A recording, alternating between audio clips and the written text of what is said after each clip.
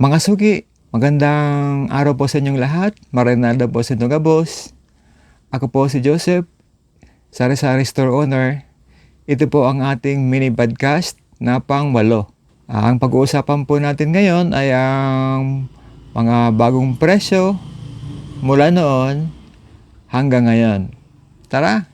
Ngayon po, bali ang update natin ngayon sa presyo ay ang mga bagong dating muna pala, hindi muna bago yung presyo. Yung mga dumating nating items, kaninang umaga, madami po ito.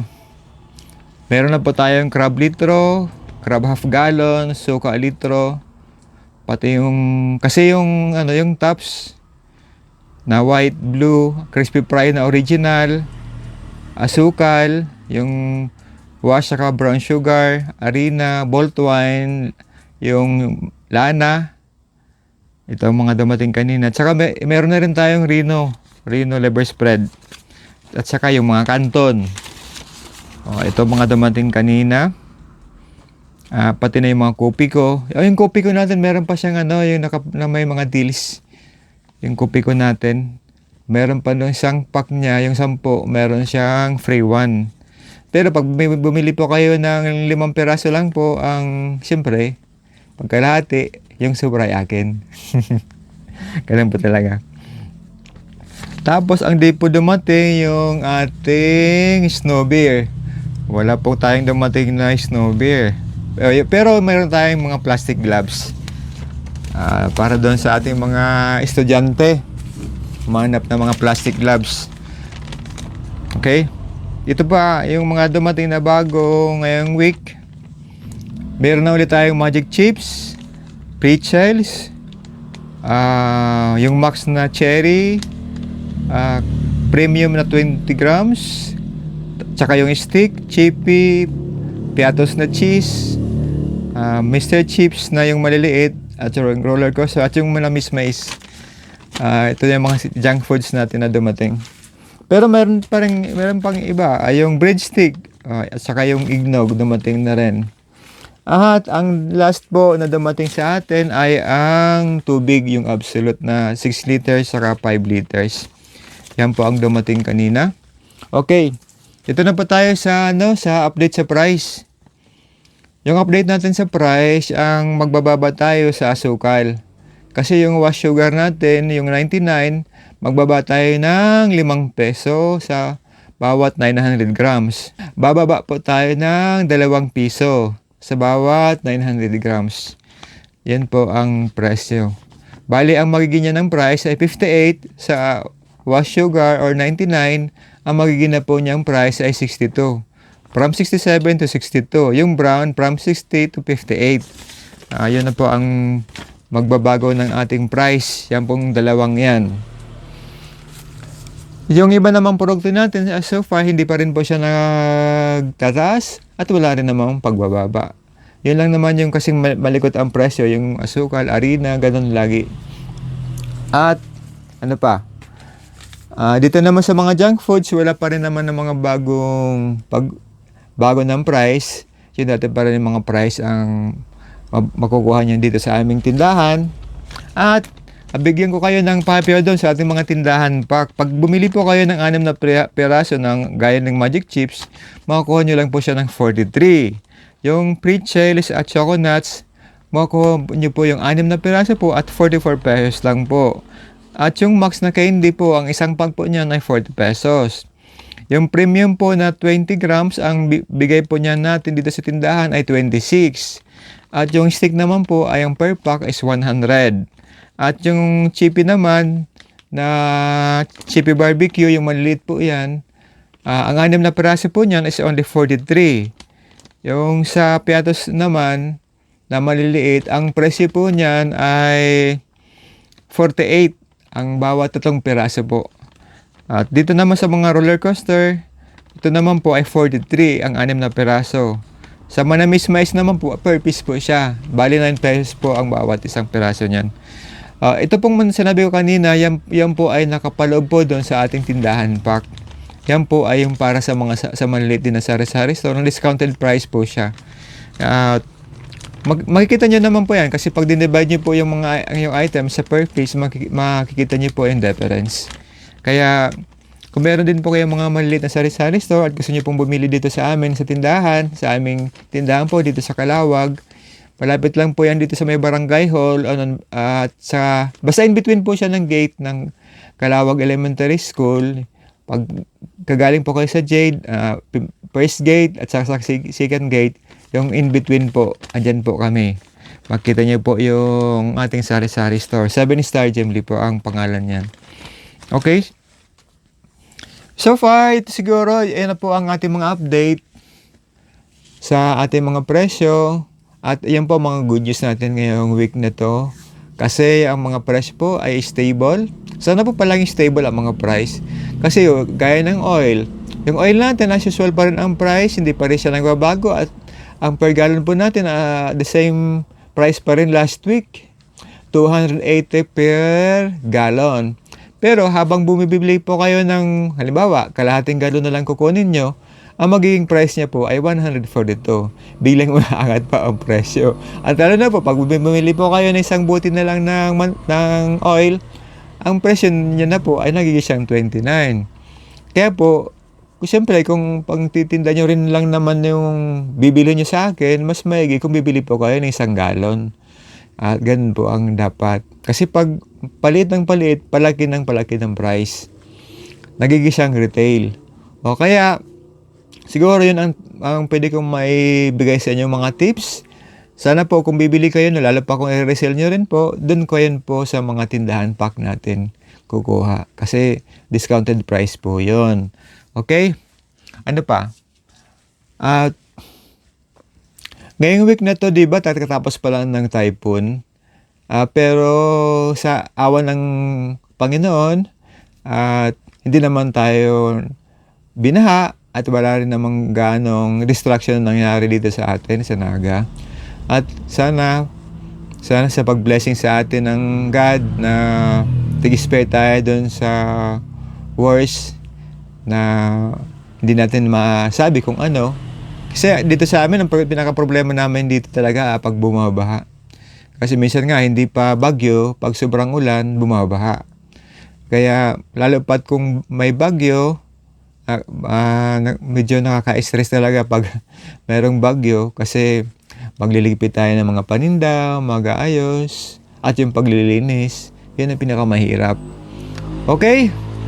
Siguro, natapos na natin ang pag-update ko sa inyo, yung mga bago natin presyo. At, wala namang wala naman tayong gaanong nangyari ito sa tindahan.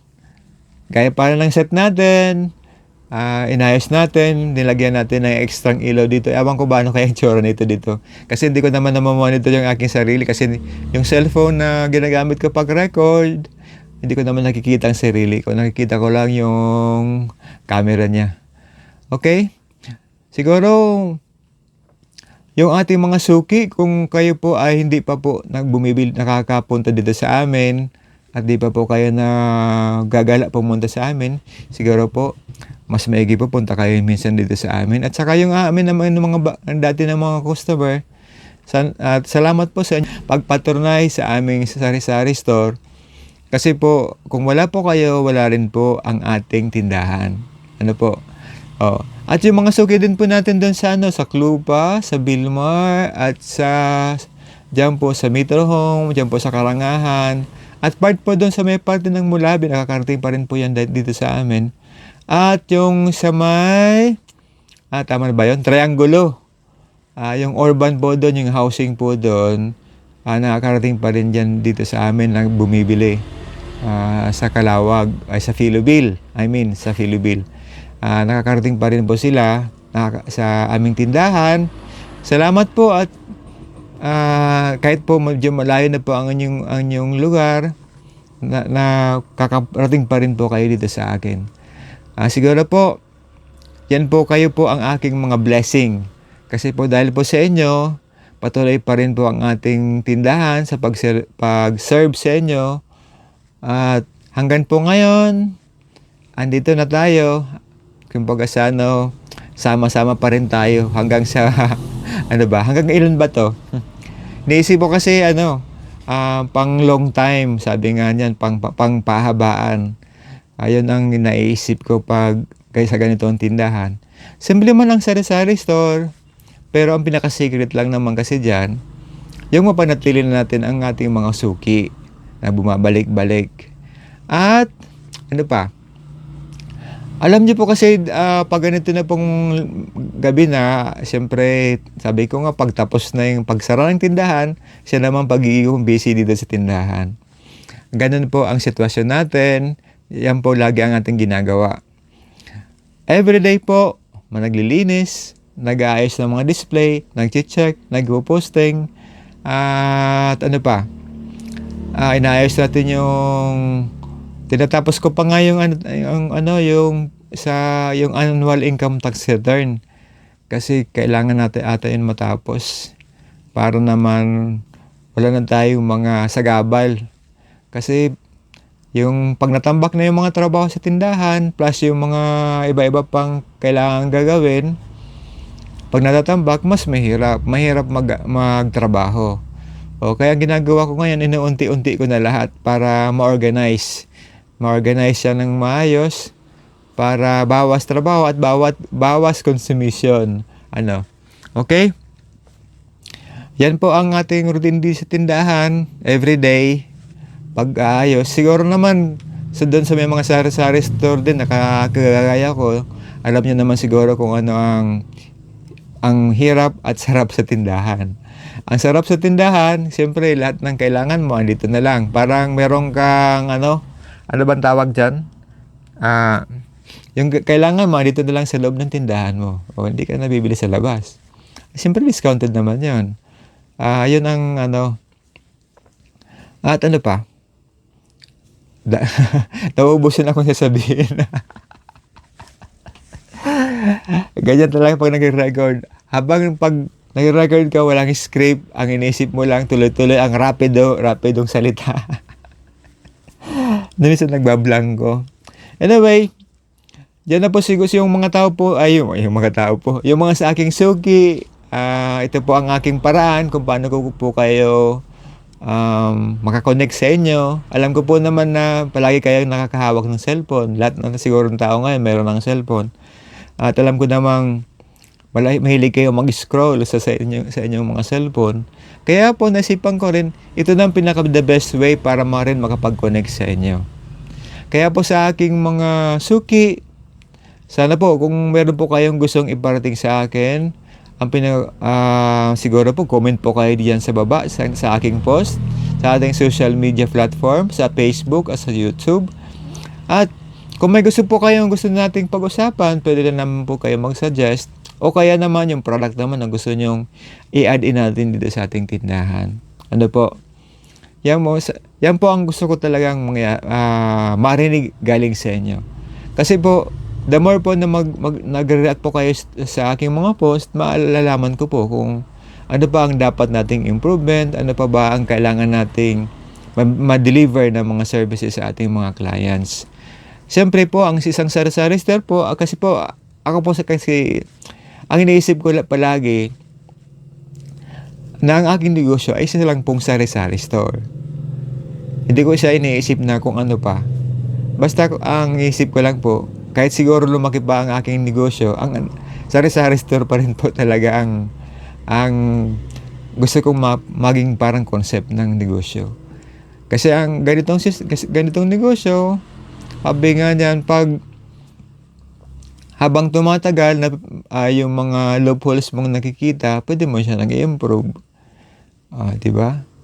At yung connection natin sa ating mga customer, ayun nga dyan, minsan yung dating mga customer natin, yung mga magulang, sunod na generation, yung mga anak naman, sunod naman, minsan magkailang generation na, nakikita ko pa rin sila dito sa aking tindahan. Palaging may bumabalik at pumapalit ng mga clients. Kaya po, tumagal ang ating sari-sari store dito sa Calawag. Dahil po yan sa pagpatronize po ninyo. Salamat po. At sa susunod naman po kung pag-update. At may nakalimutan pa ba ako?